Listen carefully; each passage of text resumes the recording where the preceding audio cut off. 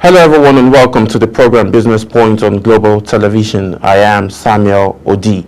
Many thanks for joining. On today's edition of Business Point, we'll be extracting major happenings in Nigerian deficits, Nigerian surplus inflow from FX, and also the project, the 26 billion gas pipeline project that is set to happen between Nigeria and other West African states. Will be extracting that, as well as also looking at the angles of where the Director General of the World Trade Organization has a few things to say in line that would help boost the finance of SMEs. So we will be starting with what the Director General of World Trade Organization, Madam Ngozi Okonjo-Iweala, has to say. But before we get right into it, due to the current monetary policies and the stiffness and tightness of monetary policies that have been set by the Central Bank of Nigeria, we will be looking at avenues where SMEs would be able to boost their finance, looking at the high rate of doing business, the high cost of doing business over here in Nigeria. There are avenues that need to be created, as well as to help SMEs get into business, stay afloat despite the inflation measures and the monetary policies that are being tightened. As it has been said, Nigerian currently we have a current high rate of inflation, and then now our official deficit is also getting higher because the country is not generating a lot of funds. We will be looking at all of those angles, all of those conversations. We'll try to extract them, try to do justice to what we can on today's edition as time gets to permit us. So let's get right into it as we start from the front, where the Director General of the World Trade Organization says adequate supply chain finance will boost SMEs. The Director General of the World Trade Organization, Ngozi Okonjo-Iweala, has emphasized that increasing access to supply chain finance sufficiently enhances small business ability to expand powers and empowers them to drive economic growth. Okonjo-Iweala said this at a roundtable meeting at a multilateral development bank on the sideline of the World Bank and also Group and International Monetary Fund annual meetings held recently in Washington, D.C.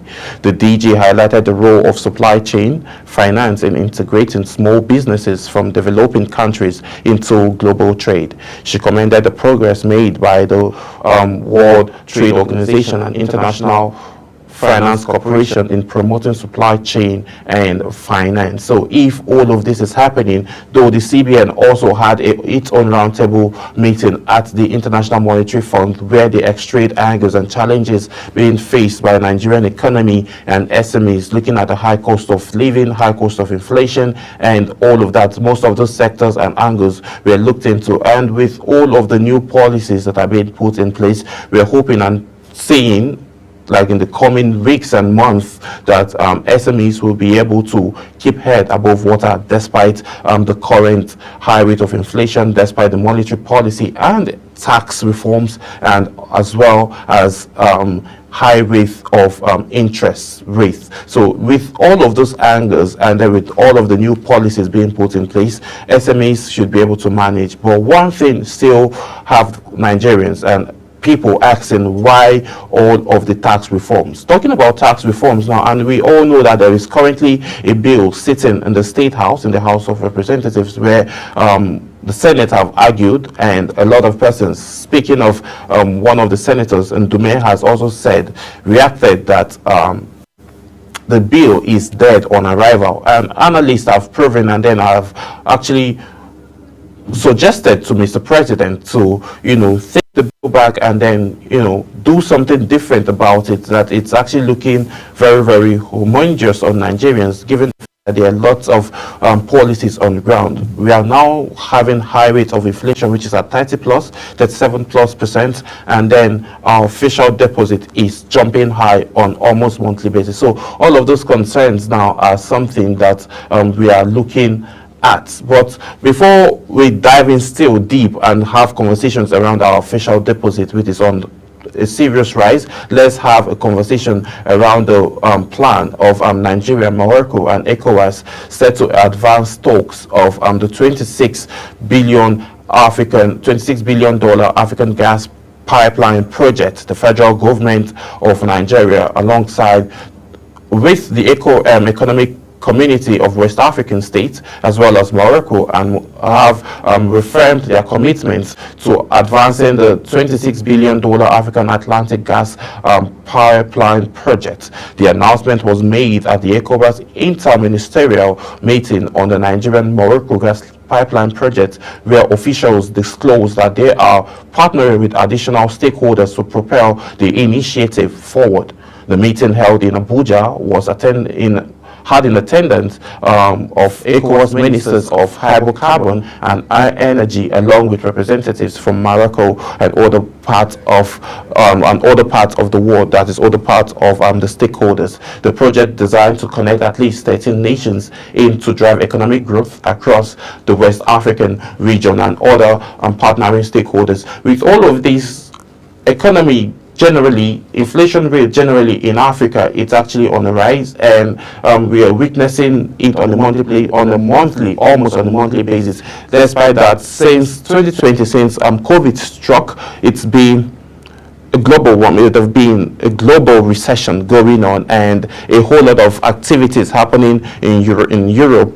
Looking at the Russian invasion going on in Ukraine, and then the war also going on between the Hamas and the Israelites, it actually has been affecting businesses around the world. So with all of these current initiatives and partnership with member countries and members of West African states, we're seeing and hoping that the African region will tend to grow and expand its economic growth and drive more means to generating wealth. So looking at those angles now, we are hoping that all of this would be happening swiftly, and we hope that Nigerians and then every other person within the African region gets to benefit as much as possible. And looking at those major angles, we will need to have a conversation around Nigerian posts where 5.14 billion US dollars in current accounts for surplus, blustering the forex stability.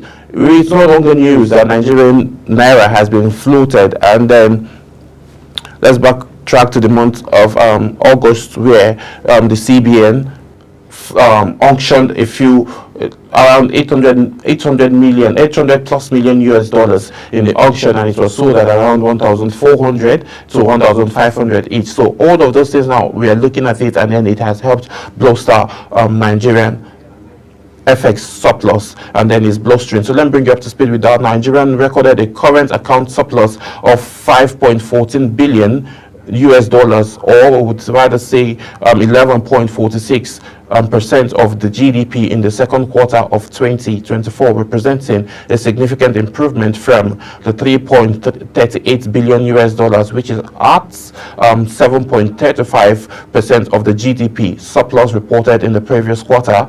This is according to the data from the central bank. The boost in the nation's external balance reflects a reduction in import bills and steady remittance inflow, which have helped stabilize the naira against the dollar, keeping it in the around 1,450 to 1,500 at range. Aimed at economic headwaves, the surplus provide hope for a more suitable foreign exchange landscape, and the trade surplus power's current account gains information contained in the report shows a strong trade surplus primarily drove the current account surplus, with merchandise imports falling sharply and crude price offering partial support. So with all of this, we are expecting to see, but Nigerians have reacted. Despite all of this growth and despite all of this surplus, why is the cost of living still high? Why is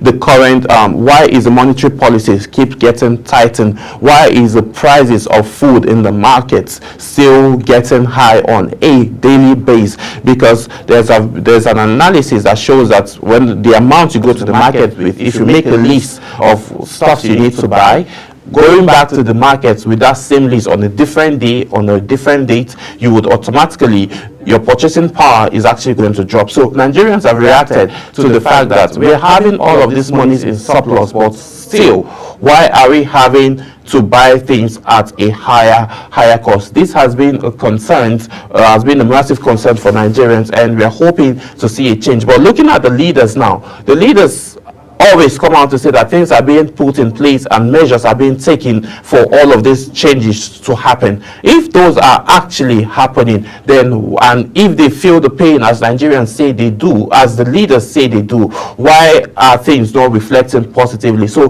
these are the questions Nigerians are asking, and they feel that the suffering and the hunger in the land is actually left for a few parts of the people in the country. So with all of this back and forth, Nigerians don't believe with most of this taxation, and they feel the taxation and the policies should be should be reversed. And the House of Reps and a few other senators, Senator Ndume also agrees with that. And in his words, he made mention of the fact that the bills are dead on arrival. We'll be going on a quick break. When we return back, we'll be having a conversation around the net forex inflow into Nigeria increasing by $17 billion. Please stay with us. We'll be right back.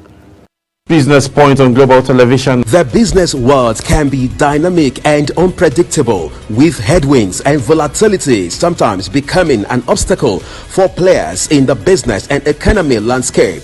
Watch Business Point on Global Television as Samuel Oji walks you through the twists, turns and curves in bands, stocks and crucial market indices from a global standpoint. Watch Business Point weekdays on Global Television at 11 a.m. West African time.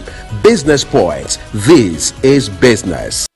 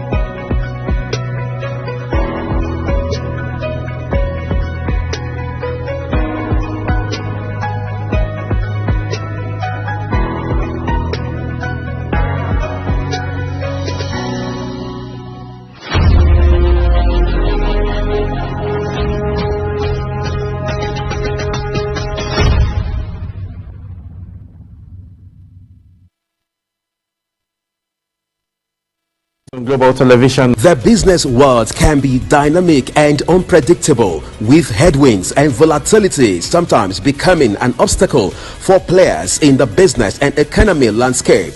Watch Business Point on Global Television as Samuel Oji walks you through the twists, turns and curves in bands, stocks and crucial market indices from a global standpoint. Watch Business Point weekdays on Global Television at 11 a.m. West African time. Business Point. This is business.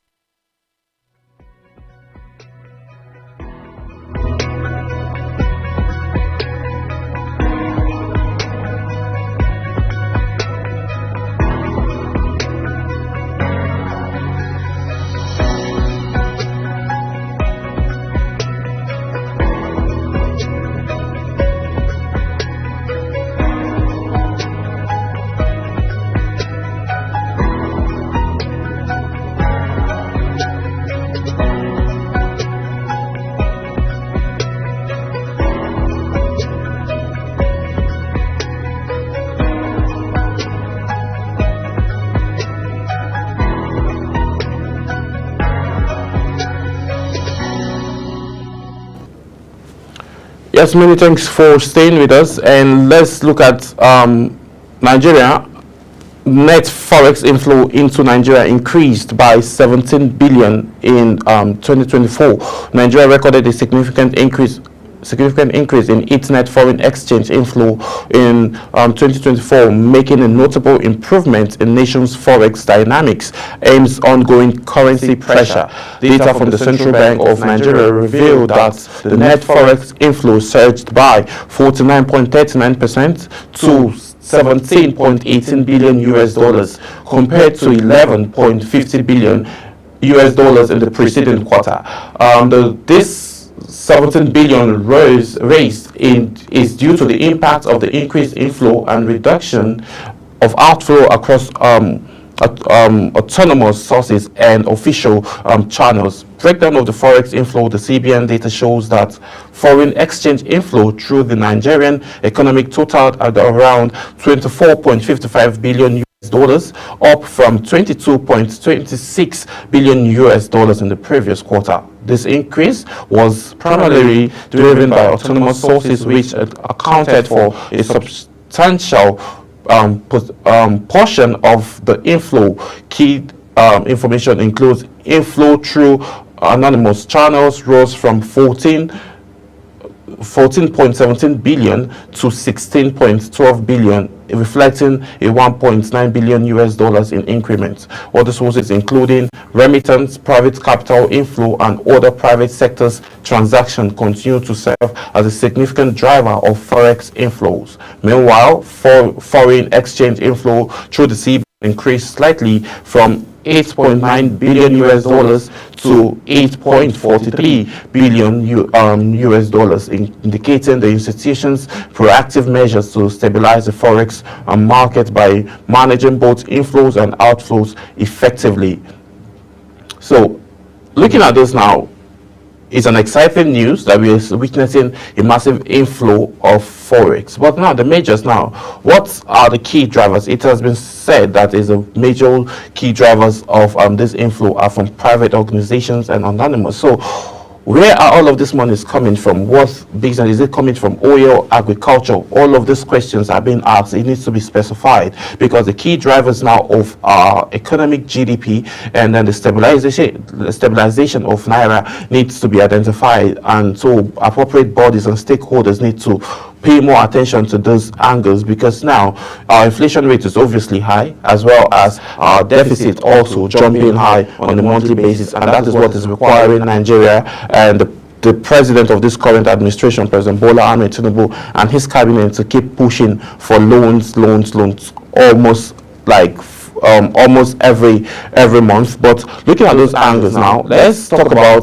Nigerians' deficit, and which has jumped to 4.53 trillion in the last 3 months, aimed at low revenue. So what leads? The basic thing that the layman needs to understand is the government always have a budget, and if the country isn't generating enough funds, then the government will require looking for help elsewhere, that is trying to get loans. So if we're not generating enough money that we need, automatically the budget that's always been set for a year would also get to a deficit, and then it's going to require money to get all of those things done. Now, what is the solution? Nigerians are asking, what is the solution? Most of the solutions now, or the basic solution, is for Nigeria to depend more on what it does produce locally than depend on importation. So if you produce locally and then export, then your economy, the GDP, is obviously going to grow, and then is also going to aim